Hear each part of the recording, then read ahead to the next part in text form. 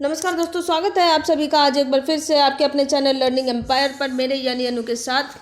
और आज का हमारा session as you all can see on your screens, आज का हमारा सेशन है कॉन्स्टिट्यूशन व्हाई एंड हाउ। तो इसका फर्स्ट पार्ट ऑलरेडी मैं अपलोड कर चुकी हूँ अपने चैनल पे, ये इसका सेकंड पार्ट है। सो यदि आपने फर्स्ट पार्ट नहीं देखा है तो आप चैनल पे जाके देख सकते हैं। So part 2 without any further delay let's start.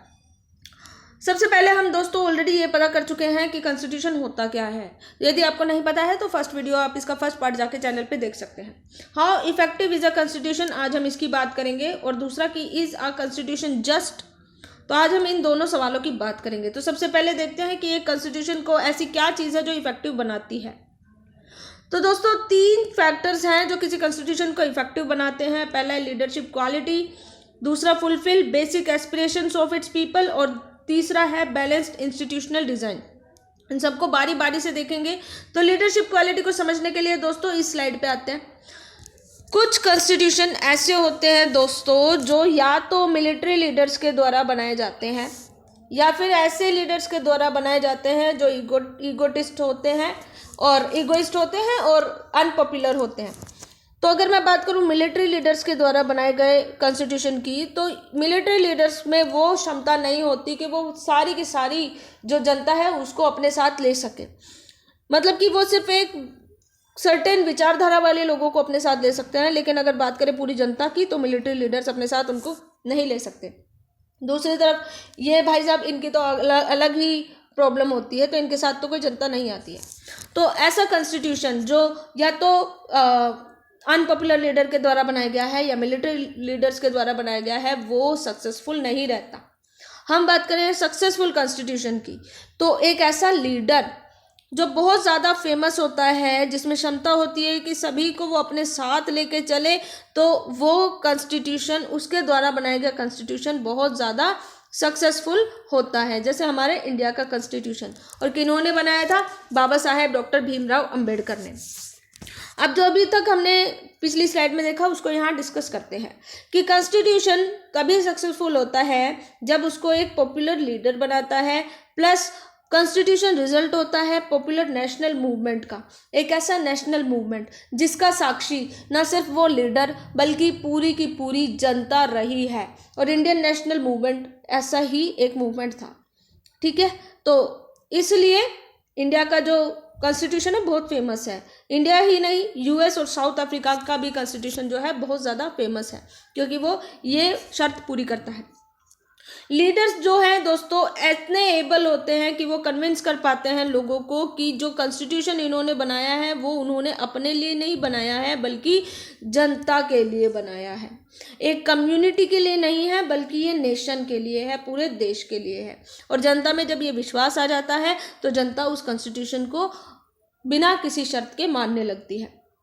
अब अगर मैं बात करूं दोस्तों रेफरेंडम से एक्सेप्ट किए गए कॉन्स्टिट्यूशन की, तो स्विट्जरलैंड एक ऐसा देश है जहां पे रेफरेंडम के थ्रू कॉन्स्टिट्यूशन बनाया गया है। रेफरेंडम में होता क्या है दोस्तों, यस या नो, एक क्वेश्चन का आपके सामने 2 ही विकल्प रख दिए जाते हैं, या तो आपको यस बोलना होता है या फिर आपको नो बोलना होता है। तो स्विट्जरलैंड का जब कॉन्स्टिट्यूशन आया तो मेजोरिटी ऑफ द पीपल ने यस बोला, यानी कि सभी लोग उसको मानने के लिए बाध्य नहीं थे, मतलब एग्री नहीं थे। जिन्होंने यस बोला उनकी बात मानी गई और ये कॉन्स्टिट्यूशन अपनाया गया, और जिन्होंने नो बोला उनके ऊपर ये कॉन्स्टिट्यूशन थोपा गया, इम्पोज किया गया। तो इंडिया के कंटेक्स्ट में क्या है दोस्तों कि इंडिया का जो कॉन्स्टिट्यूशन है उसमें रेफरेंडम नहीं हुआ, उसमें यस या नो में लोगों से सवाल नहीं पूछा गया, बल्कि लोगों ने अपनी मर्जी से इंडिया के कॉन्स्टिट्यूशन को अपनाया था। तो ये बहुत बड़ी जो बात है वो है। अभी तक हमने क्या देखा दोस्तों कि कॉन्स्टिट्यूशन ऐसा होना चाहिए जो लोकप्रिय आंदोलन का रिजल्ट होता है और दूसरा लोकप्रिय नेताओं के द्वारा बनाया जाता है। दूसरी बात यह है कि रेफरेंडम, इंडिया का जो कॉन्स्टिट्यूशन है वो रेफरेंडम का रिजल्ट नहीं है। अगर मैं बात करूँ substantive provisions of a constitution की, तो यानी कि जो इसका बेसिक मूल है, जो बेसिक बात है किसी कॉन्स्टिट्यूशन के सक्सेसफुल होने की, तो वो ये है कि कॉन्स्टिट्यूशन ये एंश्योर करेगा कि सोसाइटी के सभी लोग इसके अनुसार चलेंगे। और ऐसे कॉन्स्टिट्यूशन का कोई मतलब नहीं है जहां आधी जनता इसके फेवर में है और आधी जनता इसके अगेंस्ट है। तो ऐसा कॉन्स्टिट्यूशन आज नहीं तो कल फेल होना ही है। ठीक है, तो जैसे फर्ज कीजिए दोस्तों कि एक ऐसा कॉन्स्टिट्यूशन है जो समाज में मेजोरिटी को तो पावर देता है, लेकिन जो माइनॉरिटी है उनको ओप्रेस करता है। तो अगर मेजोरिटी इन माइनॉरिटी को दबाने लग जाएगी तो ऐसे में सिर्फ मेजोरिटी ही कॉन्स्टिट्यूशन के प्रोविजंस को एंजॉय कर पाएगी, माइनॉरिटी के लिए ये एक बोझ बन जाएगा और रिजल्ट क्या होगा, नेशनल मूवमेंट के रूप में सामने आएगा। तो ऐसा कॉन्स्टिट्यूशन कभी सक्सेसफुल नहीं हो सकता। तो कॉन्स्टिट्यूशन ऐसा होना चाहिए दोस्तों कि वो ये इंश्योर करे कि लोग इसके अनुसार चले। ठीक है, इसके अंदर जो प्रोविजंस हैं, एक एक प्रोविज़न हर किसी व्यक्ति को ये रीज़न देता हो कि हाँ ये प्रोविज़न आपके फेवर में है और आपको इसके अकॉर्डिंग चलना है। ठीक है, और ये जो कॉन्स्टिट्यूशन है दोस्तों, it is the hallmark of a successful constitution that it gives everyone in society some reason to go along with its provision, कि सभी को कोई ना कोई ऐसा रीज़न मिलता है कि वो इस कॉन्स्टिट्यूशन को मानते हैं, अपनी मर्जी से मानते हैं। It has to convince people that provide the framework for pursuing basic justice. दोस्तों परफेक्ट जस्टिस और दूसरा होता है बेसिक जस्टिस। तो दुनिया में ऐसा कोई भी देश का कॉन्स्टिट्यूशन नहीं है जो परफेक्ट जस्टिस प्रोवाइड कराए या परफेक्ट जस्टिस अचीव करे। बट हाँ, ये ज़रूर है कि लोगों को बेसिक जस्टिस की गारंटी ज़रूर मिलनी चाहिए। लोगों को परफेक्ट जस्टिस मिले ना मिले, लेकिन जो बेसिक जस्टिस है वो ज़रूर मिलना चाहिए, और कॉन्स्टिट्यूशन ऐसा ही होना चाहिए जो बेसिक जस्टिस की बात करे। And I am saying again कि परफेक्ट जस्टिस देने वाला दुनिया का ऐसा कोई भी कॉन्स्टिट्यूशन नहीं है। द कंटेंट ऑफ कॉन्स्टिट्यूशन ऐसा होना चाहिए जो लोगों को लिबर्टी और इक्वालिटी देने की बात करे। यदि ये दोनों नहीं होंगे तो ना तो लिबर्टी मिलेगी ना ही इक्वालिटी मिलेगी। ठीक है, और लोग खुश नहीं रहेंगे। The more a constitution preserve the freedom and equality of all its member the more likely it is to succeed. यानी कि कोई भी कॉन्स्टिट्यूशन जितनी ज़्यादा फ्रीडम और इक्वालिटी देगा, जितना ज़्यादा इनके बैलेंस रखेगा, वो कॉन्स्टिट्यूशन उतना ही ज़्यादा फेमस होगा, उतना ही ज़्यादा सक्सेसफुल होगा। अगर मैं बात करूँ रिजिड कॉन्स्टिट्यूशन की, तो दोस्तों टू रिजिड जो कॉन्स्टिट्यूशन होगा, अगर उसमें अमेंडमेंट करना होगा, समय के साथ कोई कानून बदलना होगा, तो वो नहीं हो पाएगा। क्यों? क्योंकि उसके प्रोविज़न उसको अलाउ नहीं करते, और अगर होगा तो बहुत ज़्यादा मुश्किल तरीके से उसमें अमेंडमेंट होगा, तो ये पॉसिबल नहीं हो पाएगा। दूसरी तरफ अगर टू फ्लैक्सिबल कॉन्स्टिट्यूशन होगा, कैसा कॉन्स्टिट्यूशन? टू फ्लैक्सिबल कॉन्स्टिट्यूशन होगा, तो वो कोई सिक्योरिटी नहीं दे पाएगा। ठीक है, कोई सिक्योरिटी नहीं दे पाएगा। आ जाए कोई लीडर, उसने फ्लैक्सिबल कॉन्स्टिट्यूशन में कुछ चेंज कर दिए, जनता को पसंद आए, कल कोई लीडर आएगा, उसने वो चेंज वापस ले लिए, फिर जनता को कोई सिक्योरिटी मिली नहीं। तो दोस्तों कॉन्स्टिट्यूशन ऐसा होना चाहिए जो ना तो टू रिजिड हो ना ही टू फ्लैक्सिबल हो, बल्कि इन दोनों का एक बैलेंस्ड हो। ठीक है, तभी वो सक्सेसफुल हो सकता है। तो ये है मूल प्रावधान किसी भी संविधान के जो अभी तक हमने डिस्कस किए हैं।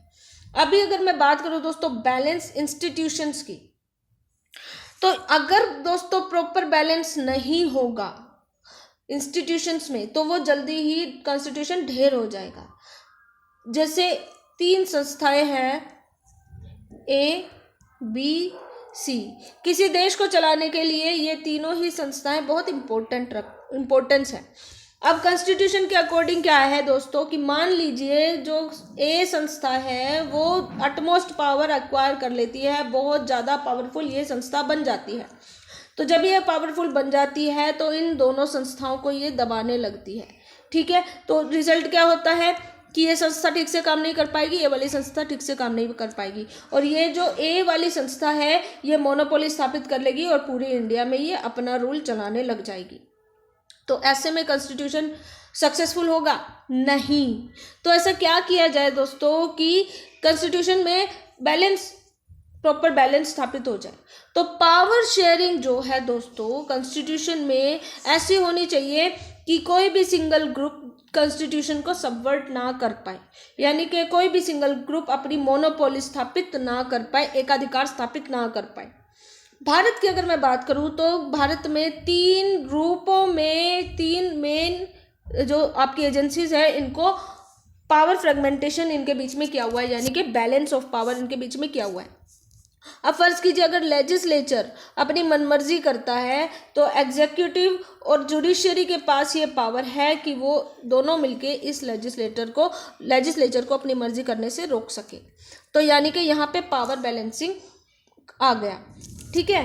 अब प्रॉपरली बैलेंस्ड कॉन्स्टिट्यूशन एंश्योर करता है इफ एनी एजेंसी मिसयूज करे इट्स पावर, अदर एजेंसीज जो है कैन प्रिवेंटेड, अदर एजेंसीज उसको रोक सकती है, ठीक है।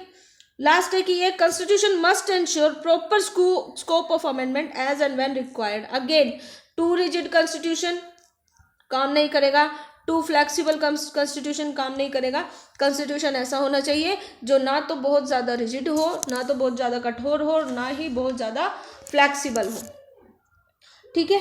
तो आगे अगर हम बात करें दोस्तों, ये संतुलित संस्था है। इसमें हमने बताया आपको कि 3 रूपों में पावर डिवीजन हो रखा है, विधान मंडल, कार्यपालिका और न्यायपालिका, ठीक है। विधानपालिका, न्यायपालिका और कार्यपालिका। अगर मैं बात करूं दोस्तों मेकिंग ऑफ इंडियन कॉन्स्टिट्यूशन, तो इसकी क्रोनोलॉजी समझना बहुत इंपॉर्टेंट है। तो as our home minister says, आप क्रोनोलॉजी समझिए। तो क्या होता है दोस्तों कि भारत का आज़ादी में सिर्फ 1 वर्ष बचा था और अंग्रेज़ों को समझ में आ गया था कि अब भारत को आज़ादी देनी ही देनी है। तो उन्होंने क्या किया, उन्होंने कैबिनेट मिशन भारत में भेजा। और कब भेजा, 1946 में, ठीक है। आज़ादी से 1 साल पहले भारत में कैबिनेट मिशन आया था। क्यों आया था भाई, क्या रीज़न था? रीज़न ये था कि जब भारत आज़ाद होगा तो आज़ाद भारत को एक कॉन्स्टिट्यूशन दिया जाएगा, ठीक है। तो भारत को कॉन्स्टिट्यूशन देने के लिए कैबिनेट मिशन 1946 में इंडिया आया। अब जब कैबिनेट मिशन इंडिया में आया तो उसने बोला कि सबसे पहले तो आप बनाइए कॉन्स्टिट्यूएंट असेंबली। इंडिया ने क्या किया, इंडिया ने कॉन्स्टिट्यूएंट असेंबली बना दी। अब इस कॉन्स्टिट्यूएंट असेंबली में जब सबसे पहली बैठक हुई तो उसकी अध्यक्षता किसने की, उसका प्रेसिडेंट कौन बना, डॉक्टर सच्चिदानंद सिन्हा, ठीक है। जब पहली बैठक हुई थी तो सिर्फ पहली ही बैठक की जो अध्यक्ष था वो डॉक्टर सच्चिदानंद सिन्हा जी बने थे। उसके बाद अगले दिन जब बैठक हुई तो तब से परमानेंट जो प्रेसिडेंट बने वो थे डॉक्टर राजेंद्र प्रसाद, और he was the first permanent president of the assembly, ठीक है। तो टेम्परेरी जो थे सच्चिदानंद सिन्हा थे और परमानेंट जो थे राजेंद्र प्रसाद थे, ठीक है। कैबिनेट मिशन इंडिया में आ गया, कॉन्स्टिट्यूएंट असेंबली बन गई और प्रेसिडेंट भी मिल गया। इस कॉन्स्टिट्यूएंट असेंबली में 8 कमिटीज थी, ठीक है। लेकिन जो ड्राफ्टिंग कमेटी थी, जो कॉन्स्टिट्यूशन बनाने के लिए बनाई गई थी कमेटी, ये अटमोस्ट इम्पोर्टेंस की थी, बहुत ज़्यादा इम्पोर्टेंट थी। और इसको हेड कौन कर रहा था, डॉक्टर भीमराव अंबेडकर, ठीक है। जब ये ड्राफ्टिंग कमेटी ने अपनी सारी मीटिंग्स पूरी कर ली, और कब शुरू हुआ था, 9 दिसंबर 1946 को, और कब ख़त्म हुई, 26 नवंबर 1949 को। तो इस कमेटी ने लिए 2 साल 11 महीने 18 दिन कॉन्स्टिट्यूशन को बनाने में, और इतने समय में भारत का कॉन्स्टिट्यूशन बनके तैयार हो गया। अब हमारा कॉन्स्टिट्यूशन 26 नवंबर 1949 को बनके तैयार हो जाता है, लेकिन फिर भी हमने इसको इम्प्लीमेंट कब किया, 26 जनवरी 1950 को। तो इसका रीज़न अगर आपको पता है तो प्लीज़ आप कमेंट सेक्शन में इसको कोट करें, ठीक है, जो इसका हिंदी वर्जन है। नेक्स्ट अगर मैं देखूं, कैबिनेट मिशन जब इंडिया में आया, हमने क्रोनोलॉजी समझ ली। अब इसका प्लान क्या था, इसका प्लान ये था दोस्तों कि हर प्रोविंस, ईच प्रोविंस और प्रिंसली स्टेट जो है उनको जो टोटल नंबर ऑफ सीट्स दी जाएंगी वो उनकी पॉपुलेशन के अनुपात में होगी, ठीक है।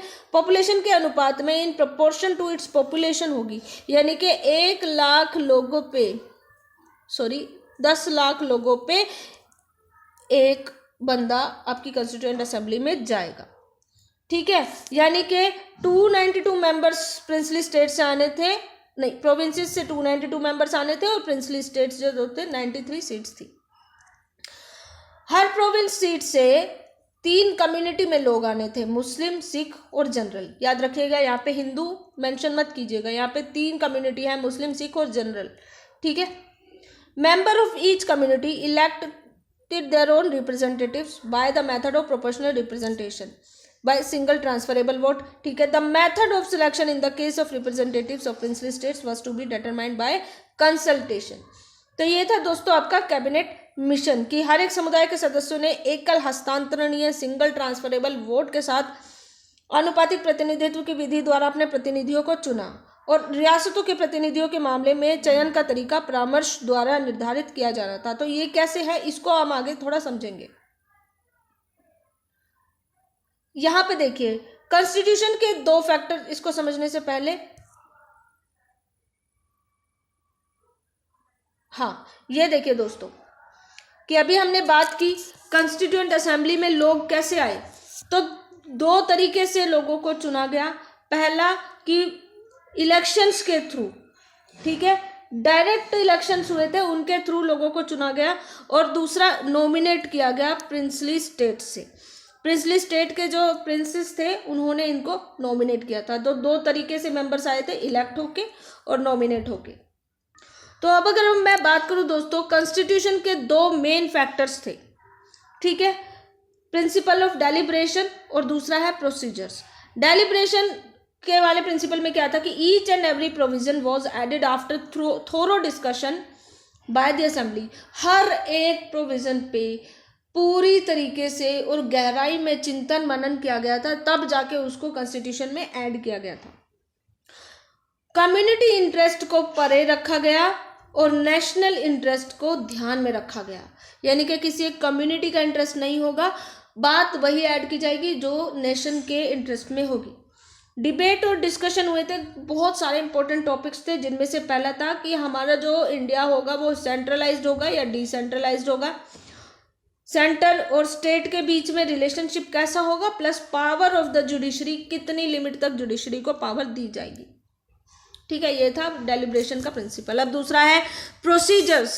तो प्रोसीजर्स में दोस्तों की वही है जो अभी तक हमने पढ़ा कि 8 मेजर कमिटीज थी, लेकिन drafting committee was of utmost importance. और इसको चेयर किसने किया था? डॉक्टर BR अम्बेडकर ने। हर कमेटी यूजुअली ड्राफ्ट करती थी पर्टिकुलर प्रोविजन, और 8 कमेटी थी, 8 की 8 कमेटी ने पर्टिकुलर प्रोविजंस बनाए, और फिर ड्राफ्टिंग कमेटी जो थी ना दोस्तों, ड्राफ्टिंग कमेटी उन प्रोविजंस पे बैठ के डिबेट करती थी। ठीक है, और पूरी डिबेट के बाद जब सब एग्री करते थे तो उस प्रोविजन को कॉन्स्टिट्यूशन में ऐड किया जाता था। असेंबली मेट फॉर 166 दिन। अब ऐसा है दोस्तों कि अगर आपकी कॉन्स्टिट्यूएंट असेंबली 2 साल 11 महीने 18 दिन तक लगातार काम करती रही, तो मीटिंग उसने ये नहीं है कि 2 साल 11 महीने 18 दिन तक की, नहीं, मीटिंग के दिन डिसाइड कर दिए जाते थे, और 166 टोटल दिनों तक इनकी मीटिंग होती है अलग अलग दिनों में, और फिर इतने टाइम में ये लोग जो है हमारा कॉन्स्टिट्यूशन तैयार करके हमारे सामने ले आते हैं। ठीक है, संविधान के 2 कारक ये जो अभी हमने पढ़ा। अब एक बार फिर देख लीजिए, जो डेलिब्रेशन है यानी विचार विमर्श का सिद्धांत, ये सब यहाँ पे मेंशन है, और उसकी प्रक्रिया जो उसके प्रोसीजर्स थे वो भी यहाँ पे मेंशन है। कॉन्स्टिट्यूएंट असेंबली का जो फॉर्मेशन थी, जो इसके मेंबर्स थे किस तरीके से चुने गए, वो अभी तक मैंने इंग्लिश में बताया था कि प्रोविंशियल असेंबली से इलेक्ट होके आएंगे और नॉमिनेट होके आएंगे प्रिंसली स्टेट्स से। तो उसको जो है दोस्तों हिंदी में यहाँ पे मैंने मेंशन किया हुआ है। ठीक है, और आगे अगर मैं बात करूँ important features of Indian constitution की, तो यहाँ पे जो बहुत ही ज़्यादा मेन प्रोविजंस है वो मैंने ऐड किए हुए हैं कि USA से क्या लिया गया था? Fundamental rights. UK से क्या लिया गया था? पार्लियामेंट्री फॉर्म ऑफ गवर्नमेंट, कि हमारी किस तरीके की गवर्नमेंट होगी। फ्रांस से क्या लिया गया था? 3 चीज़ें, LEF, liberty, equality and freedom. Canada से क्या लिया गया था? Federal structure of government. Ireland से लिया गया था DPSP, और जर्मनी से आपके लिया गया था इमरजेंसी। ठीक है, ये सब जो बहुत मेन है वो मैंने यहाँ पे कोट कर दिए हैं। बाकी अदर जो आपके प्रोविजंस है वो यहाँ पे मैंने मेंशन किए हुए हैं। ठीक है, तो ब्रिटेन से, अब आप सोचेंगे कि ब्रिटेन से इतना प्रोविजंस क्यों लिए गए, क्योंकि हमारा जो इतिहास है वो 200 सालों तक ब्रिटेन से जुड़ा हुआ था, इसलिए ब्रिटेन से बहुत ज़्यादा प्रोविजंस लिए गए थे। ठीक है, और अभी के लिए इतना ही, दी एंड। आई होप आपको आज का लेक्चर समझ में आया होगा और पसंद आया होगा। यदि आपको आज का लेक्चर पसंद आया दोस्तों तो please subscribe to our channel and hit the bell icon for more updates. Most importantly, stay home, stay safe, God bless you all, जय हिंद।